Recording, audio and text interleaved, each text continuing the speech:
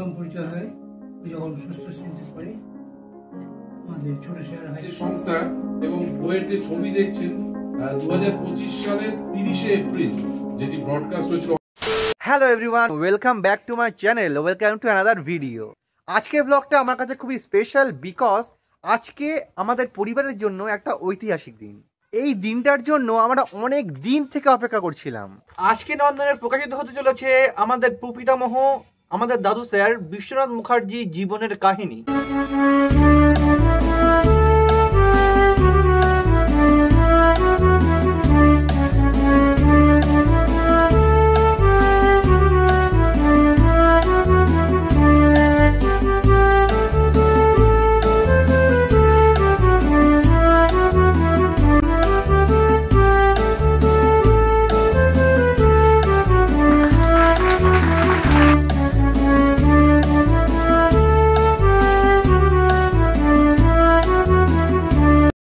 দিনটা ছিল 5th September.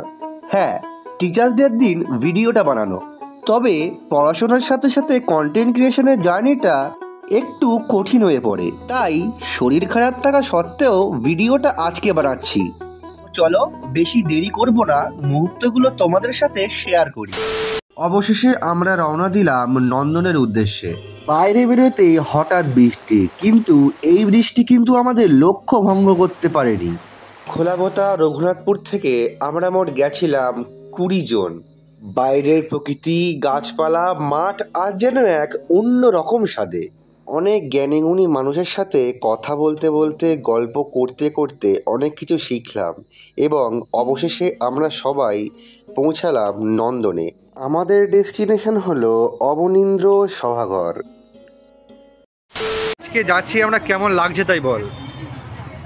খুবই ভালো লাগছে, কারণ আজ এমনিতেই 5 সেপ্টেম্বর শিক্ষক দিবস।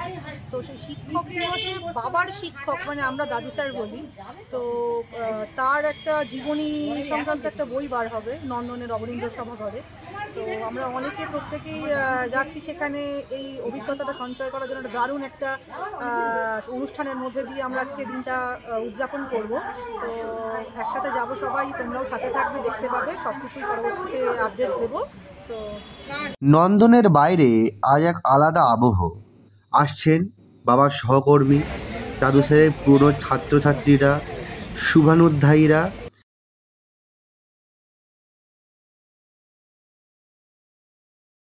আজ সবার মনে এক আলাদা উৎসাহ, আলাদা আনন্দ। আমরা তারপরে পৌঁছে গেলাম অরবিন্দ সভাঘরে, যেখানে ছিল আজকের মূল অনুষ্ঠানটা। কেমন লাগছে বল? খুবই ভালো লাগছে, এক্সাইটেড, খুব এক্সাইটেড। তিনি শ্রী বিশ্বনাথ মুখোপাধ্যায়, তিনি মঞ্চে আসীন আছেন এবং যে সংস্থাকে নিয়ে আবর্তিত হয়েছে তার 5 দশক তারও বেশি, সেই সংস্থা সংস্কৃতি সংস্থার কয়েকজন উপস্থিত আছেন। তারপরেই অনুষ্ঠান শুরু হলো একটা উদ্বোধনী সঙ্গীত দিয়ে।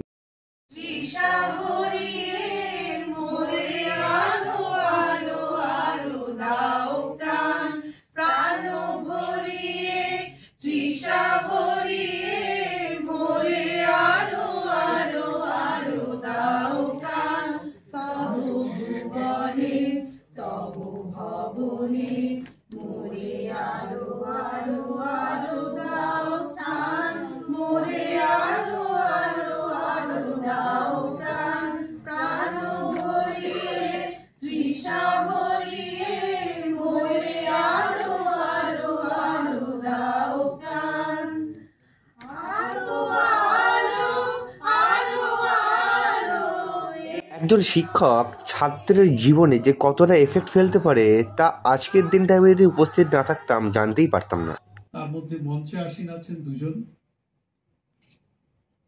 এখন বর্তমান সম্পাদকের পদে আছেন মাননীয় সনদ নাথ এবং সভাপতি পদে অলঙ্কৃত করছেন আমাদের রঞ্জিত হরি। আশপাশের সমস্ত গ্রামগুলো স্যার পায়ে হেঁটে ঘুরবেন এবং একদম অন্ধকারের মধ্যে ঘুরে ঘুরে দেখবেন কে পড়ছে না। পরের দিন সঙ্গে সঙ্গে এসে, তুই তো কাল 6টার সময় আমি তোর বাড়িতে গিয়েছি, তুই তো পড়িসনি, তুই পড়ছিলি না। তুই যদি পরের দিন বলতে পারিস, ওই কবিতাটা যদি বলতে পারিস, তাহলে তোদের। আর ঠিক এখন শুরু হতে চলেছে আজকে যার জন্য আসা সেই বিশ্বনাথ মুখার্জির জীবন কাহিনীর বই। বই প্রকাশ, এই বইয়ের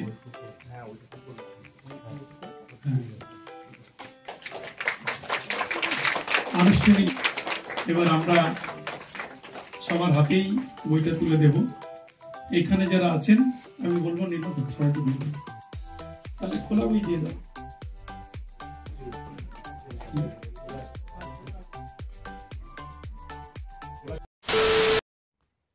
তার সঙ্গে প্রথম পরিচয় হয় ওই যখন ষষ্ঠ শ্রেণীতে পড়ে আমাদের ছোট শেয়ার হাই স্কুলে এক রবীন্দ্র জন্মস্থলে আমি যোগ দিয়েছিলাম। তিনি তখন ওই বাচ্চা বয়স ক্লাস 6, হাত জোর করে দাঁড়িয়ে আছেন। আমি বললাম যে হাত জোর করে কেন? বললেন যে আমার মাস্টাররা বলে দিয়েছেন যে আমি যতক্ষণ ওখানে থাকবো তার উপর দায়িত্ব দেওয়া আছে। যা বুঝতে পারলাম। এইভাবে ক্লাস 6-এ পড়া ছেলেটি আজকে সে উপনীত হয়েছে। তারপরে আমাদের সংস্কৃতি সংস্থা যে সকল তারপরে অবশেষে আমিও পেয়ে গেলাম বিশ্বনাথ মুখোপাধ্যায় এবং সংস্কৃতি সংস্থার আমার দাদু স্যারের এই জীবনের বইটি। এই মানুষটাকে নিয়ে যতই বলবো ততই কম পড়ে যাবে। তার সান্নিধ্যে থাকতে পেরে আমি নিজেকে অনেক ভাগ্যবান মনে করি। সেইটির দ্বিতীয় সংস্করণ প্রকাশ করবার জন্য চেষ্টা করছেন। তো আমি খুব অবাক হয়ে যেতাম যে একটি মানুষ স্কুলে পড়ান, পাড়ায়, গ্রামে এবং ব্লকে কোথায় কে পড়াশোনা করছে না করছে সেই খবর পর্যন্ত উনি রাখেন, সংস্কৃতি চর্চা করেন।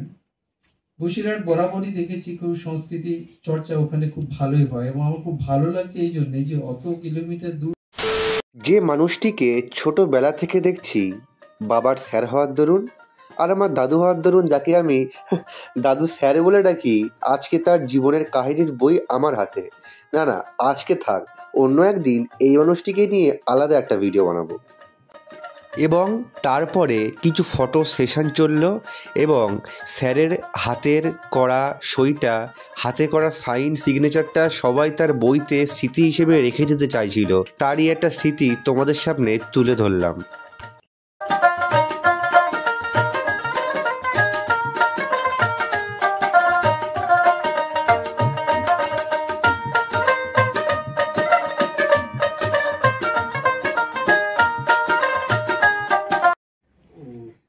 সময়টা খুব পড়াশি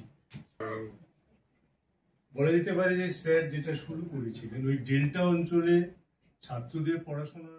তারপরে আর কি, একটু খাবার খেলাম এবং আমি যেহেতু প্রথমবার এসেছি এখানে, তো বাইরেটা একটু ঘুরে দেখলাম। তো চলো তোমাদেরকেও একটু ঘুরে দেখাই।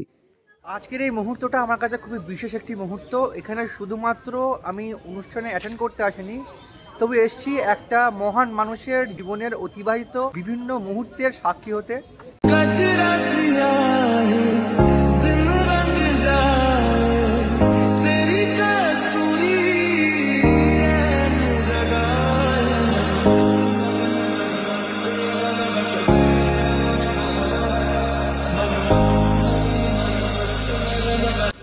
তো আজকের ঘোরাঘুরি, আজকের মজা এই পর্যন্তই শেষ।